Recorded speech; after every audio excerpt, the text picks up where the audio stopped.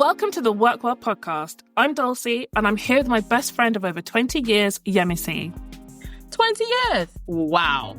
And in that time, we've seen it all professionally. From big wins to epic fails, we've learned so much along the way about life, work, and everything in between. We don't believe in gatekeeping, so we want to share these lessons with you. We've created this space to explore the challenges we all face, whether it's finding balance, building confidence, or even stepping into leadership. You'll get stories, advice, and practical tools to help you feel inspired, informed, and excited to tackle whatever comes next. So, take a deep breath, settle in, and let's dive into today's conversation.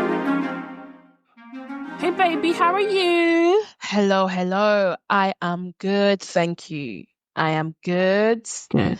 I am keeping whatever cold thing is trying to develop at bay with Vicks First Respond. Good. And yeah, I've been inhaling that thing like no man's business. Just snorting it up my nostrils. I was in my car the other day and I was like spraying like Covixol or something. Yeah. I was at a red light and I looked to the side and this woman was looking at me like, is it crack? It's like, anyway. Yeah. What How are are we you, talking about? Dulcie? How am I? I'm okay actually. Although my left nostril is giving me real issues and my left ear. Uh-oh. Yeah, like I constantly feel like there's something in my nose, but there's nothing there. And I feel like something is crawling inside my ear, but there's also nothing there. So it's probably some like latent ear infection. Oh, like, right, I see. Ear, nose, throat, because there's something going on and it's on the left. And I have been ill recently, so I wonder if it's just something like a vestige. Yes. Yeah. So I'm fine though. I'm fine. I'm all good. And well, actually, no, do you know what? I'm really excited. Tell me. I'm so excited about today's topic. Look, I know. You know I've been buzzing about this one. You have been on cloud nine. It wasn't just the NyQuil or the DayQuil. It was this episode. It was this episode. Well, we did engineering, right? We spent more than enough time in labs. And there's just something so soothing and calming and cleansing for my soul about like science. Yeah. It's just so clean. Yeah. And I love clean things. And based on facts as well, not feelings. Fact-based. It's not opinion-based. And facts can change. And everyone has this there's an open-mindedness that comes with science. That is actually a prerequisite of having a scientific mindset, is you have to have an open mind. You've got to be open, you've got to be inquisitive, you experiment. Like, it just feels such a freeing space. So it is. I'm very excited to put my lab coat on, put my goggles on. Dr. Dulcie is in session. Dr. Dulcie, calling Dr. Dulcie. I'm so excited.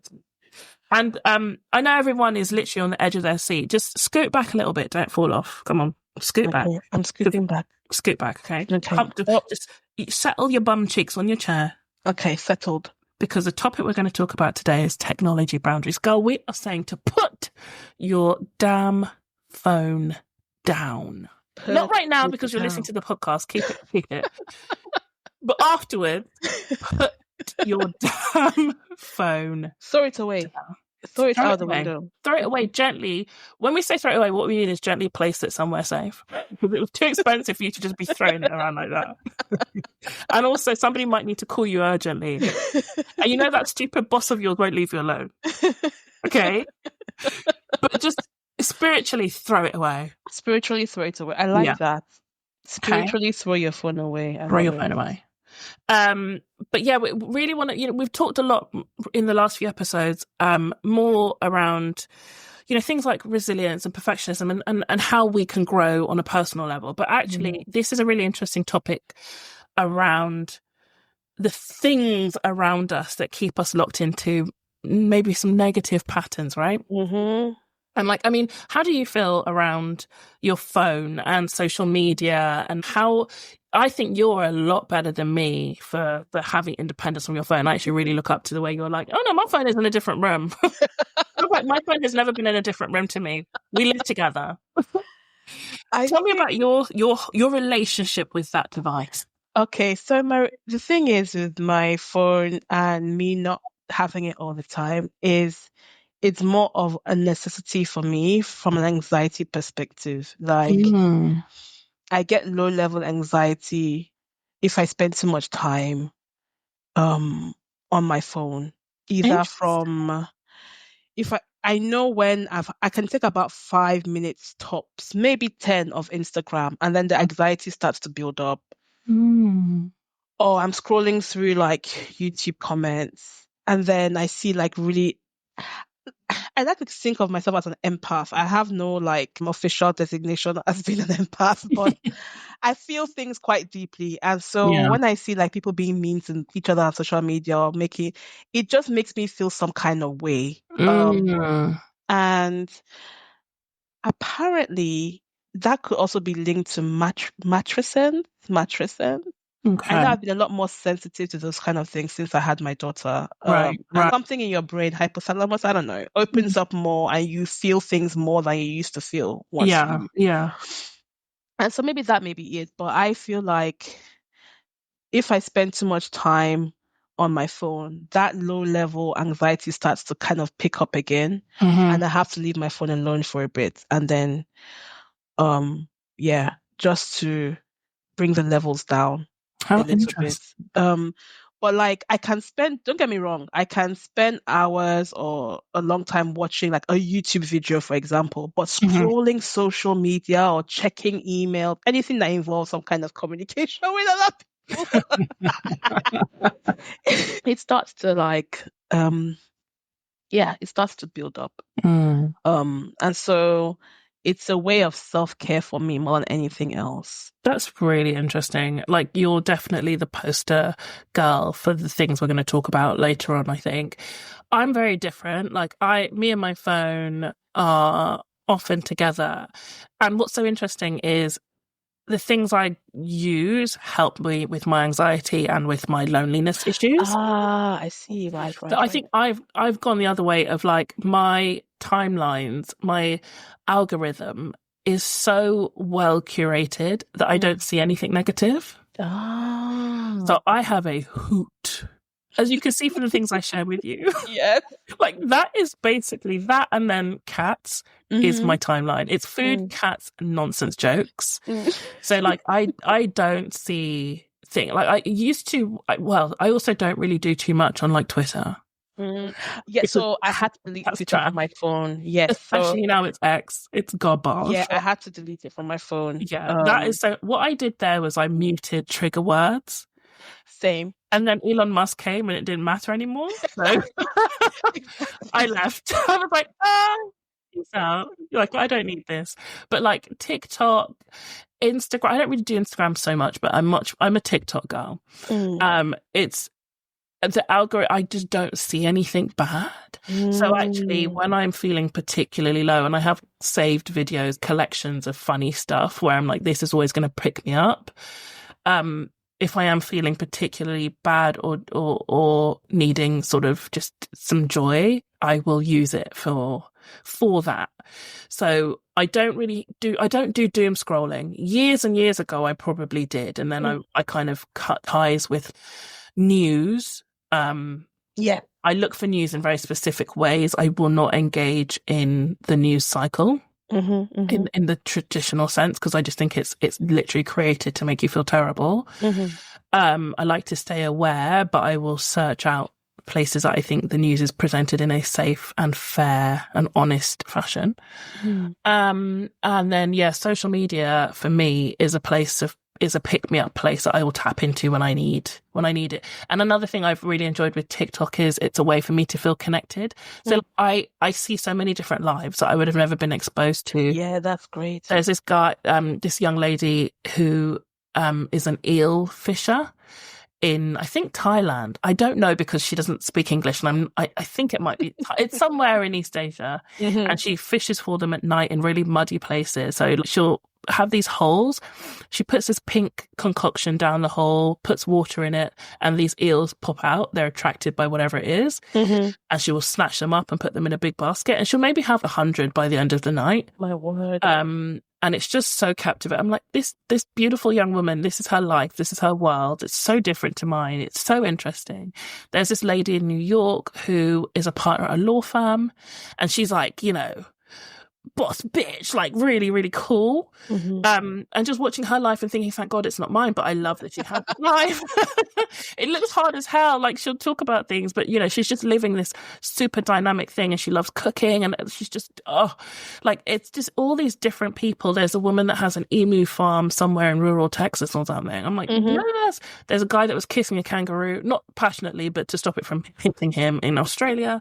Like, I'm seeing all kinds of lives that I find so captivating and so interesting, and it just makes me, you know, I get a bit emotional. I'm like, oh, the beauty of humanity. Like, yeah, I'm noticing that I'm finding with YouTube is my place for that, actually. yeah, Where like, you know, those camping in the middle of nowhere, in the middle of winter videos where someone's in like warm, cozy, or camper vans or tiny living homes. I'm noticing the algorithm is beginning to like favor those things for me.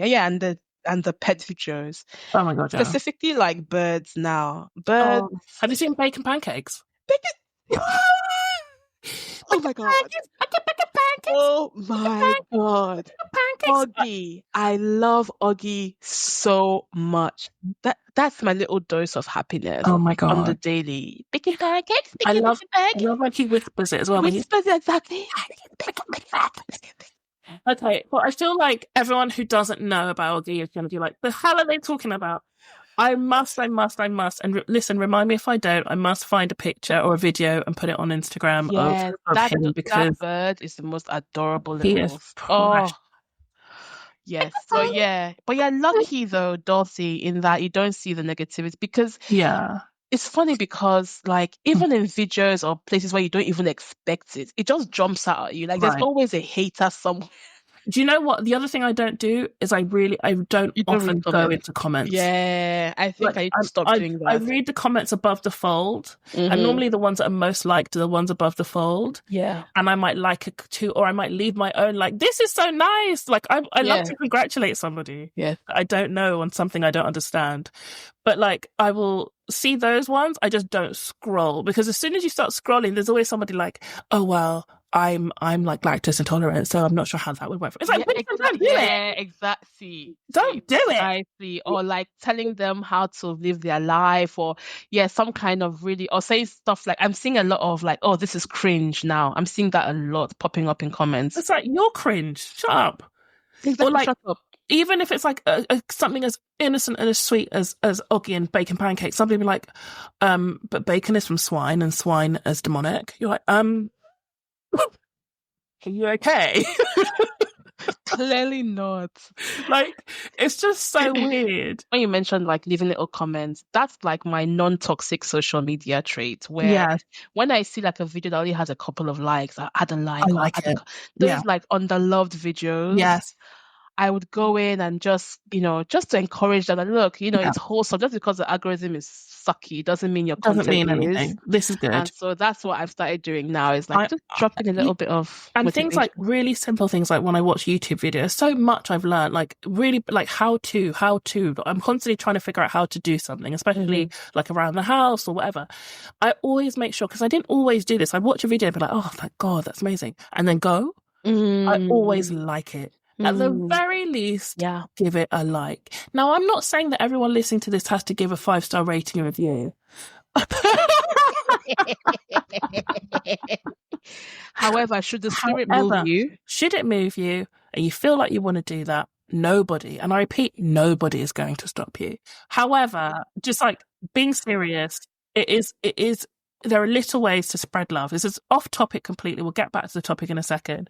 But there are small ways in this world where you can spread love and positivity, and a like for a piece of content that someone has gone out of their way to create that you actually have enjoyed. It's nothing for you, but it could literally change somebody's entire day. Yes. Anywho, let's talk about phone addiction. It's important to say, if you feel like you are addicted or dependent on your phone, it isn't your fault. It's very much the way that smartphones, and we'll talk a lot about social media, this is how this stuff has been designed. Yeah. It's all about By keeping design. you hooked. Every single notification. The ability to scroll infinitely. I mean, what? That's not Seriously, normal. see. They need to do that for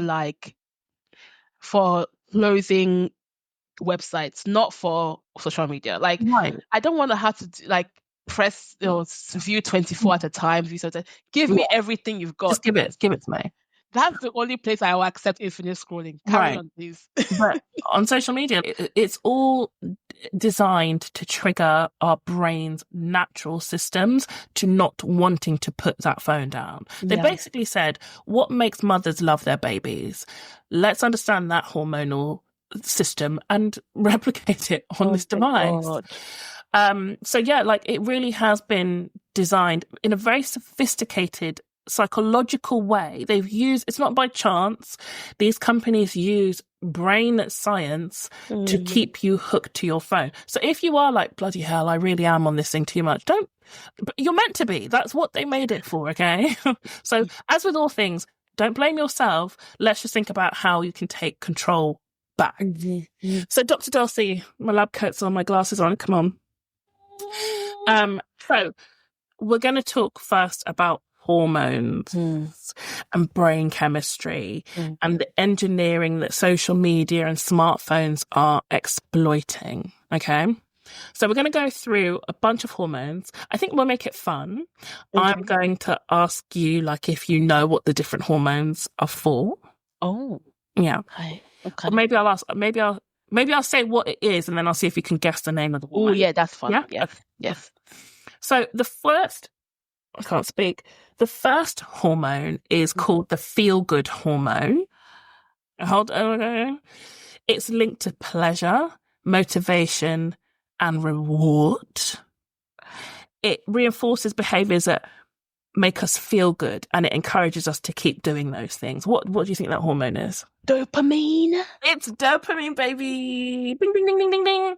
So how it works on social media and smartphones and all that stuff, it's that reward cycle. So when you get likes and comments and notifications, it triggers the dopamine in your brain to go and engage. And then, of course, you want more because it feels good. Oh, someone liked my thing. Oh, they feel good. So, yeah, it keeps you hooked. It's like when you go to a casino and you play the slot machine. It's that kind of like, oh, it's exciting. It's a bit unpredictable. Like, there's that kind of like, are they going to like it? Are they not? It's really exciting, and it really is designed to keep you hooked. But with looking for dopamine hits, that's a thing that creates addiction. Yeah. And over time, you get less and less satisfaction. So you're looking for bigger and bigger hits and want more and more. So yeah, dopamine is that like feel good hormone, but it's a cycle of wanting stronger and stronger and stronger hits. We'll talk about all like taking control back. We'll talk about that later, but we're moving on to the next one. The next one is the bonding hormone. This is about, it gives you feelings of connection, trust, and bonding. This one is released when you're having social interactions, both in the real world, but also virtually. Do you know what this one might be? Oxytocin? Yeah, baby, it's oxytocin. So how this works on your device on social media, when you have like positive interactions, supportive comments, people share experiences, that releases oxytocin. So when we're talking about how we're liking people's videos and leaving comments, we are giving them a boost of oxytocin. It reinforces that sense of connection. Even if that connection is superficial or parasocial or, a little bit removed, it still reinforces that like, oh, we're connected. Feel good. Yeah. But where the dark side of this is that if there's an over-reliance on these virtual connections, it starts to replace real ones. Yes. Which can be more, and it's not always necessarily in person, but real. Right? With real people you know. So if you start to replace it with these virtual or maybe more shallow connections, you start to just feel a bit unfulfilled. You know, like, oh yeah, I'm sure it's lovely to get a nice comment on social. Like, I got a comment or like a bit of feedback, and I was like, oh, this is really nice. But it's from someone I don't know. And it's not a deep, it's a real relationship, but it's not a deep, meaningful relationship. It doesn't compare to when you and I get together. Yeah. Like the other day, going for lunch, that the oxytocin I got there, it was, you know, a big old boost. Look, you got me through that day. Let's put it that way. Exactly. The oxytocin carried me through the rest of the day. And that's the real thing. We don't want to replace our real, meaningful, deep relationships wholesale with these removed, not necessarily as meaningful relationships, right? Okay, the next hormone. This is really obvious. I was like, how can I make it like so you won't guess it or whatever? So this one is the body's main stress hormone. It's the one that gets you ready for fight or flight. It's the one that is released when there's a threat or a stressor. Adrenaline. No. Cortisol. There we go. I have so much cortisol in my system. See, okay. Chronic stress and burnout has led me to have really high levels of cortisol. Let's leave that. I think someone actually mentioned, I think a doctor actually mentioned that to me. Yeah. About my cortisol levels. Yeah. And I was like... my doctor said, you have elevated cortisol. I said, shut up. I think I don't know that. I was like, how dare you? Who gave you the right? What do you mean? I said, you are raising my cortisol right now because I want to fight you, doctor. Let me see your degrees. Let me see. Take it out of the frame. Let me see if that's real. You fraud. You absolute fraud. With tears running down your face. How dare you speak to me like that? Shaking hands. Tears streaming down your face. Who do you think you are? Huh? You think you know everything, right? Telling me about what about your cortisol? Do you even have any? At least I've got some. Anyway, yeah, it's okay. Diversion over. Reel it back in. Yes. But yeah, the cortisol, stress hormone, how that is activated through phones and social media is with negative content. So this is that stuff you were talking about, like what sent you away from things. It's the doom scrolling, the fear of missing out, and that endless exposure to stress-inducing posts is what will keep your brain in this heightened state of alertness. And that is so what you experience, right? Twitter. Yeah. And like this stuff is very real because if you have chronic elevation of cortisol, it will lead to things like anxiety, restlessness, and it makes it really hard to relax. And then because you're stressed, you're in this stress loop, you go back to your phone for distraction, and then you're deeper and deeper into this cortisol cycle. It's a vicious cycle. It's a vicious cycle. And that's probably one of the most insidious hormones that social media and smartphone addiction triggers. Okay. Next hormone. This one's called the mood regulator hormone. It helps regulate your mood, your sleep, your overall well-being. They say that it's a mood stabilizer. Do you know what this one is? It's a slightly deeper cut. Can I get the first letter? I'll give you it. It's actually it's a bit obvious. Okay, fine. S. Serotonin. Yes, I should have given you the last letter. I should have made that harder. Okay. Yeah, it's serotonin. So how this one works then on smartphones or our devices and stuff is that you get a really short-term boost of that when there's positive or affirming content. But actually, the real issue here is the depletion of serotonin. Yeah. So overuse of screens especially before going to bed, really depletes your serotonin, making it harder to get to sleep and stay asleep and have a good quality night's sleep. Oh, wait a minute. Wait a minute. Yes, and we're going to talk about what to do later. There's a lot of, there's things to really do here which can change that and change it reasonably quickly.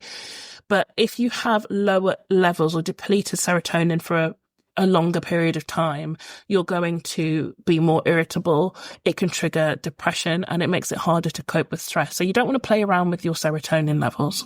Yeah, it's actually one that's, I think a lot of the time when we think about social media, we think about dopamine and we think about cortisol and stuff like that. But actually, it's the depletion of serotonin that's really bloody important.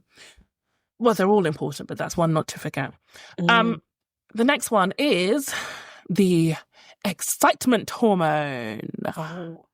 So this one is released when you have moments of excitement or even sometimes danger, and it's designed to prepare your body for action. Adrenaline. So how this works on our devices, this is when a notification comes up. Oh, yeah. Or the one that I hate, which I make sure I disable every possible way. I don't even have news apps anymore, but breaking news. I can't stand breaking news. No. I don't want it. Don't. And then even within social media, viral trends, these things can create that rush of adrenaline. So it gives you that sense of excitement, but also it's overlaid with this sense of urgency as well. Yeah. And it's what compels you to just keep checking your phone. When am I going to get the next hit? So adrenaline and dopamine, they're hand in hand. They're nasty wee twins. They're oh, no, let me look. Oh, here's it's too much. Too much stimulation. Okay. Nasty little twins. I like the twins in The Shining. Horrible. Oh, God, no. Horrible. Yeah. So why adrenaline matters in this context, if you have frequent spikes of adrenaline, it will eventually just make you feel exhausted. It'll make you feel jittery, and it makes it really hard for you to focus on deeper work, on sustaining tasks. Or, you just have less, what's that word I'm looking for? It's less stamina. So you don't want to have frequent hits of adrenaline. Feels obvious, right? Yeah. Then the last one, this is the sleep regulator hormone. This one is produced by the pineal gland. Yeah, the Dr. Dulcie, she said it. Pineal gland. And it signals to your body that it's time to go to sleep. The levels of this hormone rise in the evening and fall with the morning light. Yemi, what hormone is it? Say it louder. Melatonin. Say it with confidence. Melatonin. Ding, ding, ding, ding, ding. No, it's not actually. I'm joking, it is. I gave you a little hit of adrenaline. Cortisol and dopamine, baby. A light sprinkling of oxytocin. So yeah, it's melatonin.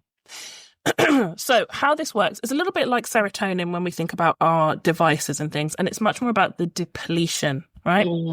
So blue light. Blue light from our screens suppresses melatonin production, which makes it harder to get to sleep.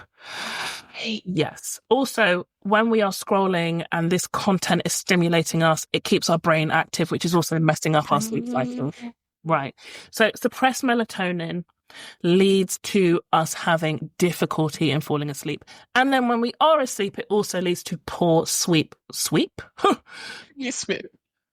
sleep quality, which of course ultimately makes us tired, makes us dull, So it's quite similar to serotonin in the way that these devices and these actions we take when we're on things like social media can really deplete them. And that has a knock-on effect in our bodies and our brains, right? So those are sort of the 6 main hormones and how they are disrupted, activated, overstimulated, or suppressed by our dependency/addiction to our smartphones and social media. Crazy, right? That is not. It's a lot. It's a lot. It really is. There's a real cost to this addiction. We've talked about them, right? There's the mental and the physical, disrupting your sleep, causing stress and anxiety, reducing your attention span. And then when you extrapolate that further, right, it's going to impair the relationships that I'm having. It's Yes. going to decrease my productivity, right? The average person in the UK spends 4.8 hours on their phone, mostly unintentionally.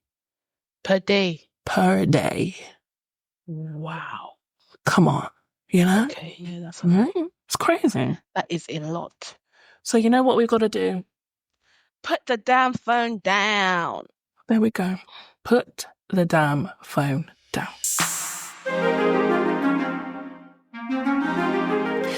So now let's talk about boundaries and setting up technology boundaries. There's a really good book that I have by a woman called Catherine Price. I'll put a link in the show notes. It's called How to Break Up with Your Phone. Oh, I like that. It's a cute little, it's not too long actually. It's a little yellow cute book.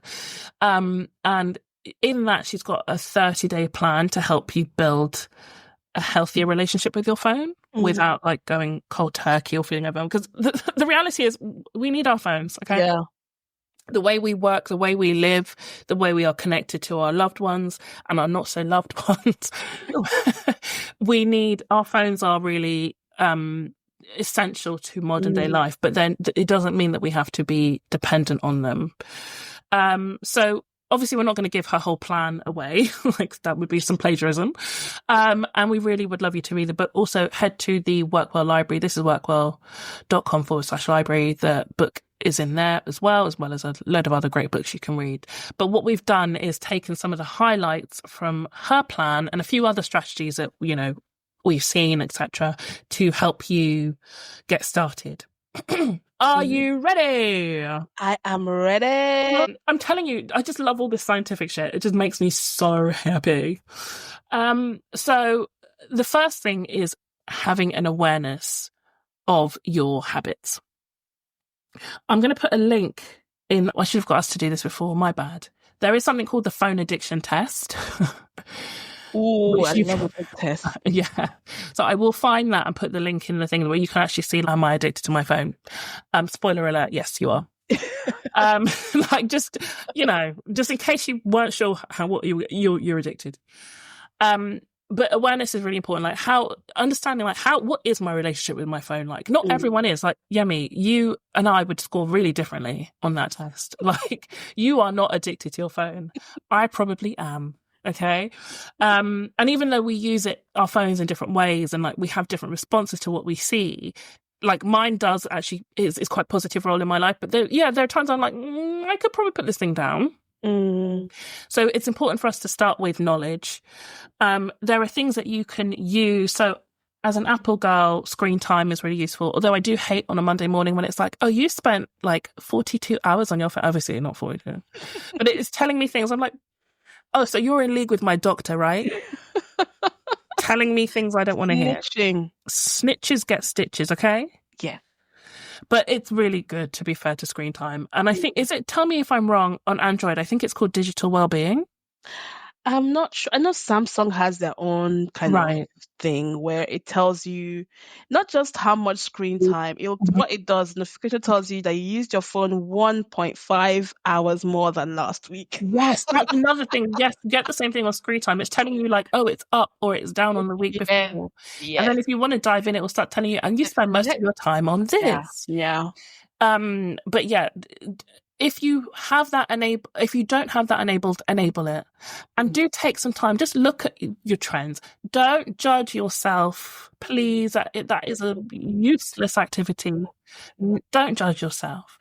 Just look at it. This is data collection. Just understand, okay, well, my consumption has been going up. I've been focused on these sorts of apps and the things that are taking up my time, or my consumption is going down, you know, whatever it might be. Just understand like where you are. And juxtapose that with how or compare that to how you've been feeling lately in that period of time. Have you Exactly. been feeling good? Have you been feeling bad? Have you been sleeping well? Have you been No, feeling more? So like it's not just to look at the data, it's also okay, how does that then correlate with how you've been with feeling how I'm over that same feeling. period of And time? like, what else is going on? Was I Mm, having a hard time in my personal life and that was mm, driving me to it more? Was work really a lot and that was doing, making yeah. me go on it less or more? Just take some time, maybe over the course of a month Mm, or 2 weeks at least, just write it down, journal, notes app, whatever it might be, just like what what's happening in the same time that I'm seeing these statistics and this data, what else is going on and how am I feeling? yeah. And if you can unpack, even when I reach for my phone, this is what I actually need a pick me up, or I just want to know what's going on. I want to see Hmm. what people are doing, or Hmm. I'm just bored. I need to be Boredom. I think distracted. boredom is a big one. Yeah, I need a distraction. I'm waiting at dinner for my friend. They haven't turned up and I don't want to look like a loser, so I'm just going to get on my phone. Yeah, Like there yeah. are loads of different reasons that you might want to, that you're reaching for it, but it's just good to get an understanding over a period of time of like what's driving the behavior. Yeah. And then here are some practical strategies once you understand that for how you go about breaking your phone dependency. Mm. So one is creating a phone-free zone. Yeah. So it might be like, okay, there's no phones in my bedroom, or when we're at the dining table, phones off, phones away, phones in a different room. I used to do Hmm. it in workshops at the beginning, phones in a bowl, Mm. no phones, no distractions. We're here, we're Love, focused, we're going to do this thing together. love So it. yeah, phone free zones. By doing that and holding that boundary in your life, it just creates that space for rest, for focus, for meaningful connection. I'm not going to be on my phone and give you a half-hearted conversation. I'm actually going to be here with you and Mm. engage in a real way, not have my attention split. In a similar fashion, set time that is screen free. Yeah. So establish specific times when you're not going to use your phone. So you could say, right, the first hour in the morning, I am not going to pick up my phone. I'm going to get up, I'm going to brush my teeth, I'm going to have a shower, I'm going to have a lovely breakfast, and I'm going to do all of those things first before I even touch my phone. And if you can't manage an hour, start with 10 minutes and work your way up. Work your way up. Then we've said it already, like during family time, I'm going to put my phone away. Dinner, whatever. I'm just not going to have my phone out. You might think immediately, well, what about my bloody alarm? How am I going to get up in the morning? Then you know what? Get an alarm clock. No, that's right. I said it. Alarm clock. So the next thing then is just looking at your phone display and changing your phone display. So weirdly, if you can make it less appealing, some people will change it to grayscale, because a lot of the apps and things, color is such an important part. Yeah. Look at your app, scroll through your phone right now. It's just color. It's stimulating. So yeah, changing your phone display to grayscale, black and white, making it less visually appealing takes away the pop of the colors and reduces the temptation. I'm an aesthetic girly, so I probably won't do this. But if you are really like, oh, I need something, I need to dull the shine, literally dull the shine. Oh. Turn off your notifications. Okay. Really easy one.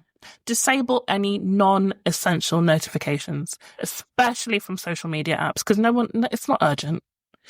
I mean, yeah. I go one step further. Yeah. My phone is perpetually on silent. So Me too. I don't like sound on phones, but that's actually a millennial thing, I found out. Oh, is it? Yeah, we'd never have our ringers on. Ah. Yeah. It's it's such an interesting thing from the generation that was making like bespoke phone tone thing, Ringtone. like ring, ding, ding, ding, ding, ding, ding, and all that rubbish. We, as a generation, always have our phone on silent. I think we overstimulated ourselves and Yeah. now our brains can't take it anymore. I find a ringing phone so jarring. Exactly. I'm like, why is that phone ringing? Right. What is that? How tacky. I said, oh, it's a phone. Okay. Oh my God, that's so gauche. Like, if you're not over 65, why is your phone ringing? Diabolical Dr. Dolphy. Diabolical Dr. Dulcie says, turn that damn ringer off. So, yeah, weirdly enough, like there's a lot of us who just cannot stand a ringing phone. So, yeah, just keep if you're going to have notifications, just keep it for essential things, you know, anything that's like time critical or work critical or whatever. But really just go through, open up, go into your settings, go to notifications and just start toggling it all off that you don't absolutely need.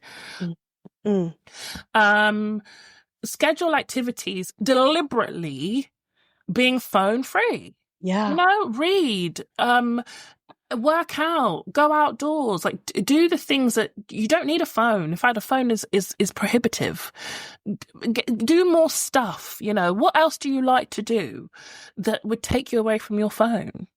So here's the thing for me, Dulcie, about this is I've got my phone has a stylus because I like to draw, and sometimes I'll sketch out concepts on my phone and then I'll draw them properly on my tablet. But one thing I found was that it now gave me an excuse to be on my phone more than I really needed to be. And so recently I got myself a pair of sketchbooks, a really tiny one, a small one, and a normal size one. And when I feel that urge to draw something, I don't have to reach for my phone. I can just go for my sketchbook. And I've got a little book for my journaling. If I need to write something, I don't have to. Because getting a stylus to the phone, it's a blessing and a curse. I can write on the phone, but I find that actually getting physical copies of something or physical media really helps with maintaining that less phone addicted lifestyle. Because say what you want about, like, look, don't get me wrong, I love digital note taking because give me notes on a piece of paper and they're going to disappear. But I'm rediscovering that actually having my notes take a physical form can be quite helpful as well. And that tactile feel of pen on paper, I realize I've missed that. So that's a new little pleasure that I've rediscovered from going to a more traditional writing media. Lovely. See, there you go. See people. There's always a way. Mindfulness. So just being a bit more mindful when you use your phone as you're going to pick it up. If you are able in that moment to catch yourself, ask yourself some questions. Why am I reaching for this phone right now? What do I want to accomplish by this thing I'm about to do? How am I going to feel afterwards? And if it's not essential and actually this won't make me feel good, put it down. The final tip in this section is about creating phone-free mornings or evenings. I think I kind of talked about this, but like maybe more about evenings, because this is a real sleep hygiene thing. And at some point we will dive into sleep because, my God, there's so much there. And I feel like I've said this before, but in the evenings, it's such a good idea to put your phone down, put it in another room if you're able, but no screen time. Ultimately, you want at least 2 hours of no screens before you sleep. Okay, so this is where, so I'm not a phone addict, but this is my own weak point. I watch YouTube videos in bed before, like I sleep off to YouTube videos. Sometimes I even find specific YouTube videos that are designed to help you sleep. The sound is, but the screen isn't. And that's the stuff that's tricky, right? But you're better off journaling, meditating, reading. You know, these are the things that are actually going to help you sleep. Because remember what we said about screens and blue light and the effect it has on melatonin. So having screen-free night routine will make a phenomenal change to the quality and the duration of your sleep, which in turn has a huge effect on your life, i.e. years added or taken away from it. So it's such a hard thing to do. And again, start small and work your way up. 2 hours is a hell of a lot to go from day one. Let me try 20 minutes. Let me try 40, an hour, etc., until it becomes habitual for you to just have your phone away before bed. And like, what can I switch it with, right? Rather than, you know, putting on this sleep sounds video on YouTube and having it propped up on my bedside table, I'm actually going to read this book or whatever before bed, or I'm going to journal. So yeah, try and work your way up to phone-free evenings and see the effect that it has on sleep. The next thing we're going to talk about is about work technology. Okay, so on this subject, the reality of the world we live in now, I think for most of us when it comes to work, is that with remote working or hybrid working, it's so much harder to unplug from work technology and work apps, work laptop, and that feeling of constant connectivity to the work Slack or the work Teams, that feeling of like never ending bloody contact and accessibility can lead to real issues like burnout, stress, the inability to effectively integrate work and life. Your productivity tanks, it can be really hard. It really is blurring those lines in sometimes an unhealthy way. I remember there was a period when things were a bit tough, and just hearing that like sound from Slack, I would clench immediately. It's horrible, horrible feeling. So it's really important that we are setting tech boundaries at work as much as we are with our personal tech habits. So on that front, then, a few sort of recommendations there is if you are able to separate work and personal devices. Now, this isn't always possible. Not everybody is offered a work phone.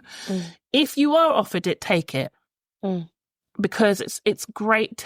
I used to literally put my work phone in my drawer. And close my drawer. Get away from me. When it comes to like work laptops and stuff, listen, just a word of advice. Do not access anything personal on your work laptop. Right? There's a reason for that, because once you can access it, a lot of work systems and their sort of access rules and things, they will be able to read your shit. So don't do personal stuff on your work laptop, right? Like, or if you are, just be prepared that David in IT might be looking through your stuff. And you know how David is. You know what he's like. You've seen him. So just try and keep your personal stuff personal and your work stuff work, as well as just keeping you out of any potential for trouble. It gives a clear mental and physical boundary between work and personal. And I know we've talked about work-life integration. This isn't about trying to go back to that old school compartmentalization, but it is about a healthy boundary between what is work focus, what is personal focus. And not having these lines be blurred unintentionally or out with your control. And when you're out of work, you're out of work. You're not attached to this thing 24/7. There has to be time away. So, having those boundaries is really important. I remember why, sorry. Yeah, sorry, go on. I remember why you're doing it. It's not, ultimately you stand to benefit from it. Your why is very important here. It's like Dulcie said, it's not about compartmentalizing. It's about your well-being and your welfare. And you have a responsibility to yourself to take care of yourself. And this is one of the ways in which you can do that. 100%. Well said. Absolutely. If you aren't able to have separate devices, just try and make sure you're using separate profiles or separate apps. Just don't muddy your work stuff by signing in with your Gmail, just to make sure things are separate. And then, schedule downtime for work apps outside of working hours. Oh, and that just reminds me, a tip for personal technology use. I do this. I don't remember what it's called on my phone, but they have got like apps, and they're normally like native apps that will only allow you to access certain things for a certain period of time. So for my social media, I have a maximum of an hour I can spend a day on all of them combined. And then after that, it won't, of course you can bypass it. It will just say, it'll give you like a screen like, are you sure you want to go on it? Don't go on it. And then you're like, okay, or no, like you can still access it, but utilize those tools. Barriers, right. Okay. So back to work boundaries. Again, it's all dependent, so you have to apply it to your own situation. But something I find really helpful is to schedule time to look at emails. I find Yeah. at work it can be so draining to constantly have the boom, boom, boom email popping in, and you're trying to get something done, and then you see your email, oh, there's something's come in, and it's coming from this person who's 2 levels above me on the hierarchy, so I've got to reply. Fuck that. Shut it down. Okay. If you are doing some deep focused work, Yeah. if you need to, put your out of office on. Yes. Put on an out of office message. By the way, if you want to hack your out of office messages, head to the free stuff on thisisworkworld.com. I've done a document there of copy and paste out of office messages. Because I used to get that where I'd be like, what am I going to say? What do I say? I've got them for loads of different situations. I love it. Copy and paste. Anyway, if you need to put your out of office on, if you need to put on a do not disturb or I'm busy or whatever your status is on your system, do that so you can focus on what you're going to do and then go to your email. So what I used to do with emails, I would check them in the morning. I would check them just before or just after lunch, one or the other. And I would check them at the end of the day. And that was it. Nice. So I knew if there's any, because listen, unless you are working in something that is like deeply urgent, in which case ignore me. But if you are like most of us just working like, you know, corporate jobs or whatever, good old office job, nothing is urgent. No one's going to die. Do what you get your work done. Focus on the things you need to focus on and reply when you have time, when you can then give attention to the message. Yeah. And reply in an appropriate fashion. Sometimes I think emails come in and it's like, and then with the adrenaline, you reply with adrenaline, and then the adrenaline wears off, and it's like, oh, actually, I should have said this instead, or I should have, right. That's so annoying because then you don't want to end up having to say, oh, actually, you know what I meant was, now you look stupid. just set if you can. Again, if it's possible, because I know work cultures are different. Some cultures just don't allow for this kind of thing. But if you are able to have control and agency in that way, give yourself check-in times for your emails. Sorry to interrupt. I'm just looking through the out of office stuff. Yeah. The template pack. That is brilliant. Brilliant. Like, seriously, go and check it out. Like, it has like for maternity leave, extended leave, short-term absences, emergency leave, attending the conference. Like, there's different scenarios, different templates for different scenarios. So definitely check it out. Thank you. It's free. It's completely free. Thank you so much. Where was I? Emails. Okay.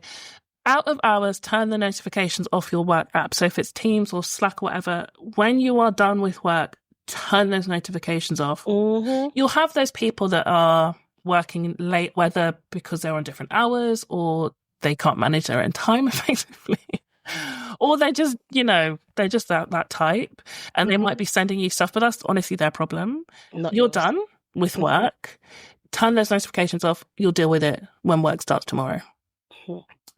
And communicate, okay? Because most of you will be working within a team. Yeah. And when we're talking about all these boundaries and stuff, it can't be done in a way that you ostracize other people or you're not clear and people are like, well, where is this person? Like, what's going on? You actually do owe your teammates, your colleagues, a duty of communication. So let them know when you're available or when you're not available. Let them know, hey, I'm not going to be able to respond to emails over this period of time, Give them the heads up. You know what it's like when you also need something and you're waiting for somebody to do something and it's just radio silence. And you're like, the fuck is going on here? Who the hell does Eric think he is? I am sick and tired of his behaviour. He never goes back to me on time. I've got to get this done. If I don't get this done, the New York office is going to call and they're going to have my guts for garters. Let people know. Give them a heads up, all right? Just, be a team player, okay? Break free from the always on culture.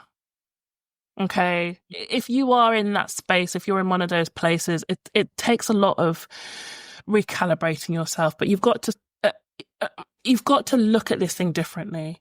Being responsive all the time doesn't mean you're productive. It doesn't mean you're effective. Okay. Say it again for the people in the back. Being responsive all the time does not mean that you are productive or effective. All right. If anything, it probably means you're not. Why are you responding to me to it so quickly? You ain't got nothing to do? Like, Right? you know, Come on. food for thought. Food for thought, baby. Use your voice. If you're in a position of influence, if you're in a position of power, advocate for others to communicate asynchronously. Not everything needs to be on now. Sometimes, I'll get back to you. Let me think about it. Let me think about it.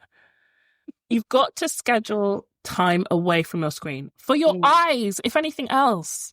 And your sanity. And your sanity. Like, clear your mind, move your body. You know what? I'm going to do something at some point about stretches you can do through the workday. Yeah. Okay, remind me, I'm going to do something about that. So I have this work colleague, I admire him so much. He basically lives the healthy, holistic, well-being life that I envision for myself at some point in the future.